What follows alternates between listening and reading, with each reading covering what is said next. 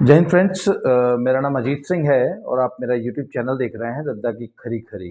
तब रूस और यूक्रेन का युद्ध जो है बढ़ता जा रहा है। इस बीच यूक्रेन में फंसे भारतीय नागरिकों, हमारे मेडिकल स्टूडेंट्स और वहाँ पे जो प्रोफेशनल्स हमारे जॉब करते थे, उनकी इवैक्यूएशन का काम बहुत तेज़ी से चल रहा है।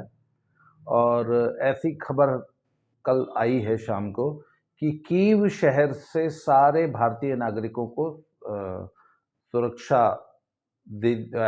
सुरक्षित स्थानों पे ले आया गया है। और कीव में अब हमारा भारत का कोई भी नागरिक फंसा नहीं हुई है। आज ही मैं एक मंत्री जी का बयान सुन रहा था, तो उन्होंने बताया कि 9,000 से ज़्यादा भारतीय नागरिक कीव से बाहर यूक्रेन से बाहर ले आए गए हैं। कीव में अब कोई नागरिक नहीं है। यूक्रेन से बाहर, यूक्रेन के अगल बगल के जो पड़ोसी देश हैं, वहां पे सुरक्षित स्थानों पे 9,000 से ज्यादा नागरिक पहुंचा दिए गए हैं। कुछ अभी भी यूक्रेन में फंसे हुए हैं जिनकी इवैक्यूएशन का काम चल रहा है।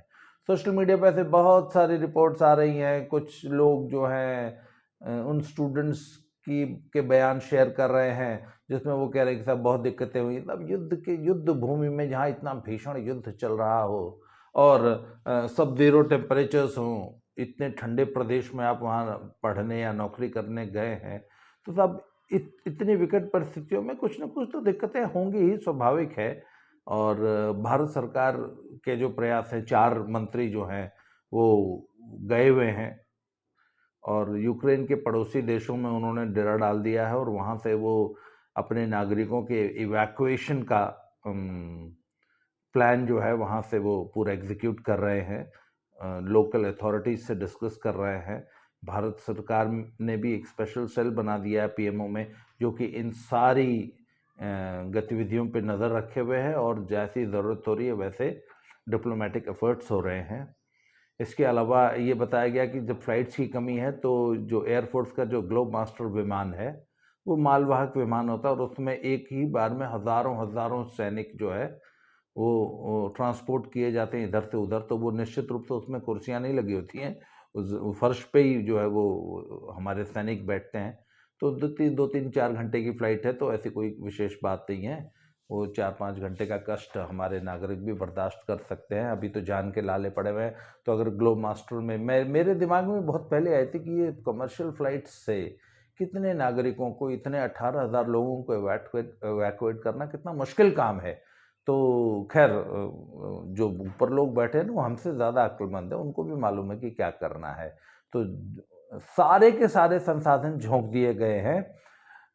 इवन कमर्शियल फ्लाइट से भी लोग आ रहे हैं, एयरप्लेन्स लगाए गए हैं। इसके अलावा ग्लोब मास्टर को भी लगा दिया गया है और हो सकता है कल को अगर कोई शिप लगाना पड़े तो शिप से भी लोगों को इवैक्यूएट किया जा सकता है। तो सब इस युद्ध ने एक बहस छेड़ दी है देश में कि ये यूक्रेन और ऐसे जो है देशों में जो पढ़ने हमारे मेडिकल स्टूडेंट्स जाते हैं उनका स्टेटस क्या है और उनके बारे में भी बड़ी छिटाकशी हो रही है और काफ़ी कुछ लिखा पढ़ा जा रहा है। बहुत सा उनका मजाक उड़ाया जा रहा है, भद्दा मजाक उड़ाया जा रहा है। और देखिए फैक्ट ये है, इसमें तो कोई दो राय है नहीं, ये सच्चाई है कि ये वो लोग हैं जो हमारी बहुत कठिन मेडिकल परीक्षा पास नहीं कर पाए और जब हमारे यहाँ के मेडिकल कॉलेजेस में दाखिला नहीं ले पाए, इसलिए ये बाहर विदेश मेडिकल की पढ़ाई पढ़ने गए हैं। अब हमारे यहाँ क्या है कि जो हमारे जो मेडिकल परीक्षा होती है नीट की, उसमें जो ऊपर के जो टॉप के जो स्टूडेंट्स होते हैं मेरिट वाले या रिजर्वेशन वाले भी, तो उनको तो सरकारी कॉलेजेस मिल जाते हैं और सरकारी कॉलेजेस में तो फीस वाकई बहुत कम है। उसके बाद आ जाते हैं जो इनको सरकारी में एडमिशन नहीं मिलता, उनको फिर प्राइवेट में एडमिशन लेना पड़ता है और प्राइवेट में जो मेडिकल की पढ़ाई है वो बहुत महंगी है, वो 1-1.25 करोड़ की पड़ जाती है। तो सब वैसे एक बात बताऊं, मैंने बहुत सारी प्राइवेट यूनिवर्सिटीज़ में लोगों को इंजीनियरिंग की पढ़ाई पढ़ते देखा है, एकदम फर्जी डिग्री इंजीनियरिंग बीटेक्स वाली। 15-16 लाख की तो वो फर्जी बीटेक्स पड़ जाती है। तो अगर मेडिकल की पढ़ाई अगर 1-1.25 करोड़ की है तो मेडिकल की पढ़ाई के खर्चे तो होते ही हैं, क्योंकि आपको सिर्फ कागजी पढ़ाई नहीं पढ़ानी ना, आपको आपको डॉक्टर बनाने के लिए उस मेडिकल कॉलेज को अपने यहाँ पूरा एक फुल फ्लेज्ड अस्पताल करना पड़ता है, और उस अस्पताल को रन करने के जो खर्चे होते हैं वो बहुत ही ज़्यादा होते हैं। मैंने एक एग्जाम्पल अपनी आंखों से देखा है। जालंधर में PIMS, Punjab institute of medical sciences नामक एक संस्था, उसकी बिल्डिंग सरकार ने बनवा दी, जो कि मुझे याद है 2002, 3, 4 के आसपास वो बिल्डिंग बनने लगी थी। 2005 में वो बिल्डिंग बन के तैयार हो गई थी। And it is a huge campus, इतना बड़ा अस्पताल है, इतना बड़ा कि आप सोच नहीं सकते। फिर साहब वो हम लोग चूंकि जालंधर में रहते थे, हमारा घर उसके पास ही था, हम उसी के सामने से रोज निकलते थे, तो मुझे बड़ा कौतूहल होता था कि मैंने कहा यार ये इतनी बड़ी बिल्डिंग बन के इतने सालों से तैयार पड़ी और वो खंडहर भूतहा हो गई थी, क्योंकि उस पर ना तो कोई अस्पताल चल रहा था ना मेडिकल कॉलेज चल रहा था। तो फिर मैंने एक जानकार से पूछा, मैंने कहा यार ये इतना बड़ा बिल्डिंग, इतनी बड़ी बिल्डिंग सरकार ने बना दी है, इतनी जमीन, और उस जमाने में 200 करोड़ रुपए की ये बिल्डिंग है, तो इसमें आखिर क्यों अस्पताल और मेडिकल कॉलेज नहीं शुरू हो पाया? तो वो कहते साहब इस असल में बात यह है कि मेडिकल कॉलेज चलाना कोई आसान काम नहीं है, बहुत ज्यादा पैसा खर्च होता है। तो या तो वो पैसा केंद्र सरकार दे, राज्य सरकार दे, किसी को तो वो फंडिंग देनी पड़ेगी ना इतना बड़ा मेडिकल कॉलेज चलाने के लिए। तो फिर सब बड़े प्रयासों से उसमें एक चैरिटेबल संस्था खोली गई, कुछ लोग, कुछ पूंजीपति आए, कुछ पंजाब के थे, कुछ विदेशी थे, उन्होंने बड़ी मुश्किल से वो वहाँ पे फिर वो अस्पताल शुरू हुआ, उसको पिम्स बोलते हैं। और फिर चला, फिर बंद हो गया, फिर चला, मतलब 3-4 साल तो वो बेचारा लड़खड़ा के चलता रहा। वही बात थी, फंडिंग। अच्छा, इलाज वहाँ पे जो है सरकारी रेट्स पे होता है। मेरे परिवार को में मेरे अपने बच्चों का 1, 2, 3, 4 बार और अपने फैमिली का मुझे वहाँ इलाज कराने का मौका मिला, और इतना बेहतरीन अस्पताल कि मैं आपको बता नहीं सकता था। इतनी शानदार व्यवस्था और इतने सस्ते दामों में पर कि जिसकी आप कल्पना नहीं कर सकते। मुझे याद है मेरे बेटे को डेंगू हो गया था और उसको 19 यूनिट पीआरपी चढ़ी थी सब 2 दिनों में। ही वॉज डेंजरसली इल, और 2 या 3 दिन वो आईसीयू में रहा था, उसके बाद 2 या 3 दिन वार्ड में रहा था। 19 यूनिट पीआरपी, जिसमें से बहुत सा ब्लड तो हमें ब्लड बैंक से ही अरेंज हो गया था, बाकी हमें अपने फ्रेंड से और इधर उधर और जालंधर के अन्य ब्लड बैंक से हमको जो है वो पीआरपी लेनी पड़ी थी। तो वो 5 या 6 दिन मेरा बेटा, मुझे याद है, आईसीयू और उसमें रहा था अस्पताल में। कैन यू इमेजिन उस 6 दिन के इलाज का क्या खर्च आया होगा? क्या अस्पताल ने हमसे कितने पैसे लिए? 6,500 रुपए मात्र, जिसमें एक पेशेंट और उसके साथ एक अटेंडेंट का एक प्राइवेट रूम का खर्चा था, उसमें अटेंडेंट तक के खाने का बिल इंक्लूडेड था। 6,500 रुपए मात्र 6 दिन के। और अस्पताल की व्यवस्था, वहाँ की साफ सफाई, वहाँ की केयर, वहाँ के डॉक्टर्स, वहाँ का पैरामेडिकल स्टाफ इतना शानदार है कि मैं आपको बता नहीं सकता। सब इतना शानदार हॉस्पिटल जहाँ इतनी साफ सफाई है। मुझे तो ताज्जुब होता है कि इतने बड़े कैंपस की साफ सफाई का बजट क्या होगा। वो इतना बड़ा अस्पताल है कि उसमें कितने भी पेशेंट आ जाए वो खाली खाली सा ही लगता है। तो मुझे लगा यार अस्पताल खाली क्यों रहता है? उन्होंने बोले खाली नहीं रहता, ये इतना बड़ा है, इतना विशाल है इसका कैंपस, इसके गलियारे, इसके रूम्स, कि बहुत सारे लोग होते हैं इसमें, तब भी ये खाली सा ही लगता है देखने में, भीड़ नहीं लगती उसमें। तो इतने बड़े कैंपस को मेंटेन करना, इतना शानदार अस्पताल चलाना, तो आखिर खर्चा लगता है ना। वो खर्चा कौन देगा? या तो केंद्र सरकार की फंडिंग हो, या राज्य सरकार की फंडिंग हो, या कहीं से आए। तो वो अब पिछले कई सालों से उसको एक चैरिटेबल संस्था चला रही है, और वहां पे एक मेडिकल कॉलेज चल रहा है, और वो एक सरकारी मेडिकल कॉलेज है। सरकारी मेडिकल कॉलेज है, या आप समझ लीजिए कि सेमी प्राइवेट मान लीजिए। उसमें 50% से ज़्यादा सीट्स जो है शायद गवर्नमेंट कोटे से भरी जाती हैं, बाकी 50% वो नीट के ही जो स्टूडेंट्स होते हैं वो आते हैं, और उसका मुझे एग्जैक्टली मालूम नहीं है। तो ये है हमारे देश में मेडिकल की पढ़ाई की व्यवस्था। तो सब इतना बड़ा मेडिकल कॉलेज जो संस्था रन करेगी, और उसको अगर गवर्नमेंट फंडिंग नहीं है तो पैसे तो लगेंगे। तो हमारे देश में जो प्राइवेट मेडिकल की पढ़ाई वाकई महंगी है। तो सब जो कुछ ऐसे स्टूडेंट्स जो कि उतना महंगी फीस नहीं भर पाते, या वो जो कि नीट का एग्जाम क्लियर नहीं कर पाते, वो सब यूक्रेन जैसे देशों में पढ़ने जाते हैं। उसके बाद जब वो वहां से पढ़ के आते हैं तो पहले हमारे यहाँ एक संस्था थी जिसका नाम था MCI, वो बहुत ज़्यादा करप्शन के चार्जेस उस पर लग गए थे, तो वो उसका नाम बदल के इन्होंने कुछ और कर दिया है। पहले MCI थी, अब NMC कर दिया है, नेशनल मेडिकल कमेटी। तो वो सब एक एग्जाम लेती है ऐसे स्टूडेंट्स का। उस एग्जाम को पहले ये कहते थे जी FMGE, foreign medical graduates examination. अब इस साल से उसका भी नाम, उस एग्जाम का भी नाम बदल के नेक्स्ट कर दिया गया है नेशनल एग्जिट टेस्ट। मतलब अगर आप किसी विदेशी यूनिवर्सिटी से, विदेश से मेडिकल की पढ़ाई पढ़ के आए हैं तो आपको भारत में एक एग्जाम देना पड़ेगा। यदि वो एग्जाम क्लियर करते हैं तभी आपको डॉक्टर माना जाएगा और देश में मेडिकल की प्रैक्टिस करने दी जाएगी। तो अच्छा, कुछ उन्नत देशों को इससे छूट मिली हुई है। जैसे यदि आपने मेडिकल की पढ़ाई अमेरिका से की है, कनाडा से की है, ऑस्ट्रेलिया से की है, न्यूजीलैंड से की है या यूनाइटेड किंगडम से की है, तब आपको ये वाला टेस्ट नेक्स्ट नहीं देना पड़ता है। अदरवाइज ये जो रशियन ब्लॉक, चाइना और ये इन देशों से जो लोग मेडिकल पढ़ के आ रहे हैं, इनको नेक्स्ट का एग्जाम क्वालिफाई करना पड़ता है। तो आज सब बता रहे थे मंत्री जी कि 80 to 90% of the students fail in that examination. मतलब 80%, 90% जो विदेशी पढ़े हुए बच्चे हैं वो इस एग्जाम में फेल हो जाते हैं। तो आखिर वो करते क्या हैं? सब वो अनऑथराइज्ड डॉक्टर्स हैं, परंतु लाखों ऐसे डॉक्टर्स इस देश में प्रैक्टिस कर रहे हैं जिन्होंने ये FMGE या नेक्स्ट का एग्जाम पास नहीं किया है। कायदन वो ऐसी मेडिकल प्रैक्टिस करने के लिए अथोराइज्ड नहीं है, दे आर नॉट लाइसेंस्ड, वो गैर कानूनी डॉक्टर्स हैं। अगर लीगली उनको देखा जाएगा तो उनका स्टेटस क्वैक्स वाला है, वो झोला छाप डॉक्टर गिने जाएंगे। पर हमारे देश की मेडिकल व्यवस्था है क्या?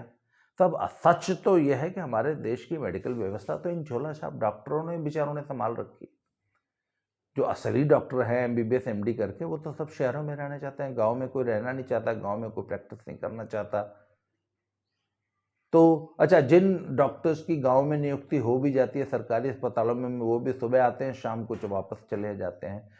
अगर गांव के शहर, जो कस्बों के जो PMCs हैं, उनमें अगर उन PHCs में अगर उनकी ड्यूटी है भी, तो सिर्फ रात को वो तब रहते हैं वहाँ पे जबकि उनकी इमरजेंसी में ड्यूटी लगी हो। अदरवाइज वो, हमारे यहाँ के तो सारे डॉक्टर्स बनारस चले जाते हैं। हाँ, सैदपुर जैसे कुछ सेंटर्स हैं जो बड़े सेंटर्स हो गए हैं, वहाँ पे इतना ज़्यादा मरीजों का प्रेशर रहता है और वहाँ पे वो डॉक्टर्स की बहुत ज़बरदस्त प्राइवेट प्रैक्टिस चलती है। सरकारी सेवा में रहते हुए भी प्राइवेट प्रैक्टिस करने का अलाउंस लेने के बावजूद वो दबा के प्राइवेट प्रैक्टिस करते हैं। पुराने ज़माने में तो दिन के टाइम भी अपने घर में ही मरीज देखते थे, जबकि उनको अस्पताल में मरीज देखने चाहिए फ्री में। तब भी वो जो, आज से मैं 20 साल पुरानी बात बता रहा हूँ। अब तो मैंने सुना है कि थोड़ा सा सुधार हुआ है कि अब दिन में डॉक्टर्स अपने घर में मरीज नहीं देखते हैं, अब दिन में कम से कम अपनी सरकारी ड्यूटी करते हैं, शाम के टाइम अपने घर पे मरीज देखते हैं। तो ये तो है फिर भी जो बड़े कस्बों की बात है। अन्यथा गांव में तो शाम को डॉक्टर मिलना ही असंभव है, आपको नज़दीकी बड़े शहर में ही जाना पड़ता है। तो देश में समस्या डॉक्टरों की कमी की उतनी नहीं है जितना यह है कि देहात क्षेत्र में, ग्रामीण क्षेत्र में कोई भी डॉक्टर प्रैक्टिस नहीं करना चाहता। तो मेरे एक मित्र हैं, डॉक्टर हैं, वो एक छोटे कस्बे में, ग्रामीण कस्बे में प्रैक्टिस करते हैं और रोज बनारस से अप डाउन करते हैं। वो मुझे बता रहे थे कि चाइना ने इसका हल क्या निकाला कि ये जो गांव देहात में चट्टी पे जो डॉक्टर्स बैठते हैं, जिनको हम एग्जैक्टली झोला छाप डॉक्टर बोलते हैं, जिनके पास किसी किस्म की मेडिकल की कोई पढ़ाई नहीं है, वो हमारे यहाँ बंगाली डॉक्टरों का एक बहुत बड़ा नेटवर्क है, चांसी अस्पताल खोलते हैं वो सब। तो ये क्या होते हैं कि दीज आर सिंपली कंपाउंडर्स जिन्होंने 10-20 दवाइयों के नाम याद कर लिए हैं, जो कुछ डॉक्टरों के साथ साल 2 साल एज एन असिस्टेंट काम कर लिए, तो उनको बेसिक, भाई शुगर बीपी चेक करना आ गया, थोड़ा सा आ गया, बेसिक जानकारी होगी, इसका पेट झड़ रहा है तो ये दवाई दे दो, बुखार है तो ये दे दो। तो उनका जो उस्ताद डॉक्टर होता है उनको समझा देता है कि इससे ज़्यादा दवाई मत देना, अगर इससे ज़्यादा का अगर केस हो तो मेरे पास भेज देना। फिर वो क्या करते हैं, अगर उनके बस का भी नहीं होता तो वो फिर किसी बहुत बड़े अस्पताल में, बनारस या किसी बड़े सेंटर में भेज देते हैं, और सबके अपने अपने कमीशन फिक्स होते हैं। तो ये फिलहाल सब भारत में मेडिकल व्यवस्था है। और सच ये है कि यदि ये क्वैक्स, ये झोला छाप डॉक्टर, ये बंगाली डॉक्टर, ये चांदसी अस्पताल, ये केमिस्ट की दुकान खोलकर छोटी मोटी डॉक्टरी करने वाले जो क्वैक्स हैं, अगर ये भारत देश में ना हो तो 140 करोड़ लोगों को आप मेडिकल सेवा प्रदान नहीं कर सकते। शुक्र मनाइए इन झोला छाप डॉक्टरों का कि इन्होंने जो बेसिक मेडिसिन है उसकी जिम्मेवारी अपने कंधे पे ले रखी है। तो सब यही सेम प्रॉब्लम चाइना में थी। तो चाइना ने क्या किया कि अपने सभी क्वैक्स को बोला, जितने भी क्वैक्स थे जो गांव देहात में दूर दूर में छोटी छोटी चट्टियों पर बैठ के प्रैक्टिस करते थे, उनको बोला हमारे पास आओ, हम तुम्हें कुछ बेसिक बातें बताएंगे, एक बेसिक कोर्स महीने 2 महीने का कराएंगे, और बता देंगे कि इस बीमारी में ये दवाई देनी है, इन इन चीजों पे ये वाली दवाइयां नहीं देनी है, और सिर्फ इतनी ही देनी है, सिर्फ यहीं तक का तुमको इलाज करना है। और इतने दिनों में अगर उस मरीज को रिस्पांस अगर ऐसा ऐसा नहीं आया तो तुरंत बड़े मेडिकल सेंटर पर रेफर कर देना है। तो चाइना ने अपने क्वैक्स की क्वालिटी सुधारने की कोशिश की। चाइना ने ये रियलाइज किया कि आप क्वैक्स को, इन झोला छाप डॉक्टरों को टोटली सिस्टम से नहीं निकाल सकते। 130 करोड़ लोगों को मेडिकल सुविधा प्रदान करने में इन झोला छाप डॉक्टरों, इन क्वैक्स का बहुत बड़ा रोल है। अगर आज आप इन क्वैक्स की दुकानदारी बंद कर दीजिए गांव में, इस देश का पूरा मेडिकल ढांचा चरमरा जाएगा। इसलिए आप इनको खारिज नहीं कर सकते।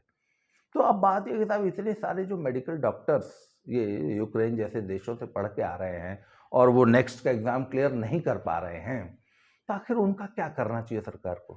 सब उनको छोटे कस्बों में, छोटे डिस्ट्रिक्ट हेडक्वार्टर्स में, तहसील लेवल पे, ब्लॉक लेवल पे इनको बोलिए कि आप लोग यहाँ प्रैक्टिस कीजिए। इतनी आप at least you are better than the quacks ना। वो बंगाली डॉक्टर से तो बेहतर ही हैं ये लड़के। तो इनको बोलिए कि आप यहाँ पे प्रैक्टिस कीजिए, यहाँ पे इस स्तर की मेडिकल प्रैक्टिस कीजिए। इससे ज्यादा का जब केस आता है और जो कॉम्प्लिकेटेड केसेस हैं, जब आईसीयू में भेजने की नौबत आती है या जब आपसे केस नहीं संभलता है, तो आप बड़े सेंटर पे या बड़े अस्पतालों में भेज दीजिए। इसका एक बहुत, तो मेरा ये कहने का मतलब है कि यूक्रेन में पढ़ रहे इन डॉक्टर्स को हमको पूरी तरह खारिज हम इनको नहीं कर सकते। ये आएंगे हमें से, हाँ ठीक है, ये एम्स के पढ़े हुए एमडी डॉक्टर के बराबर के डॉक्टर नहीं होंगे, ये सस्ते डॉक्टर होंगे। इनको छोटे सेंटर्स में प्रैक्टिस करने की व्यवस्था भारत सरकार को बनानी चाहिए। हाँ, और एक चीज़ और है, इनको ये होना चाहिए कि साहब भैया आप लोग जरा लूट का धंधा जो ये बड़े डॉक्टरों ने बड़े शहरों में, है ना, हर चीज़ में लूट। मैं इन जो ये बड़े शहरों के जो बड़े डॉक्टर्स को ना मैं कफन खसोट कहता हूँ। सोशल मीडिया पे मैंने इनके बारे में बहुत लिखा है और बहुत सारे लोग मुझसे बहुत नाराज होते हैं कि आप इनको ऐसे क्यों बोलते हैं। मैंने कहा भैया जो कफन खसोट है उसको कफन खसोट बोला जाएगा, पर जो है उसको बोलते हैं। जिस डॉक्टर ने मेरे बच्चे की जान बचाई थी जब उसको डेंगू हुआ था, और जब उसको 19 यूनिट पीआरपी चढ़ी थी उसको मैं, और जिस अस्पताल में मात्र 6,500 रुपये का बिल बना था, इतना डेंजरसली इल पेशेंट का 6 दिन अस्पताल में रहने का, उसको हम कैसे कफन खसोट बोल देंगे? सब कफन खसोट उनको बोलते हैं जब एक अस्पताल में, दिल्ली के एक अस्पताल में डेंगू की एक मरीज का 24 लाख रुपए बिल बन गया, जिसमें से 1.5 या 2 लाख रुपए तो सिर्फ ऑक्सीजन का बिल था। शुगर टेस्टिंग का भी 15, एक बार शुगर टेस्ट करने का 1500 रुपये लेते हैं। ऐसे डॉक्टर को, ऐसे अस्पताल को कफन खसोट क्यों न बोला जाए। तो ये वाले जो हमारे जो यूक्रेन से पढ़े हुए डॉक्टर्स हैं ना, ये इन कफन खसोटों को रिप्लेस कर सकते हैं। तो अब ये स्टूडेंट्स सफलतापूर्वक देश में वापस आ जाएं और जल्दी से जल्दी ये युद्ध खत्म हो, तो ये वापस वहाँ जाएं, अपनी पढ़ाई पूरी करें, आएँ और देश में मरीजों की सेवा करें। इन्हीं कामनाओं के साथ आज का ये एपिसोड हम समाप्त करते हैं। ये वीडियो मैं इसमें लखनऊ में बैठ के बना रहा हूँ। मैंने बोला कि अब हमारे यहाँ पूर्वांचल में चुनाव है, तो मैं आज जो है अपने गांव पहुँच जाऊँगा। 7 तारीख को हमारे यहाँ वोट पड़ना है, तो अगले 6-7 दिन पूर्वांचल में रहना है। उसके बाद बहुत जल्दी आपसे फिर मिलते हैं अगली वीडियो में। आज के लिए इतना ही। बहुत बहुत धन्यवाद। Thank you very much.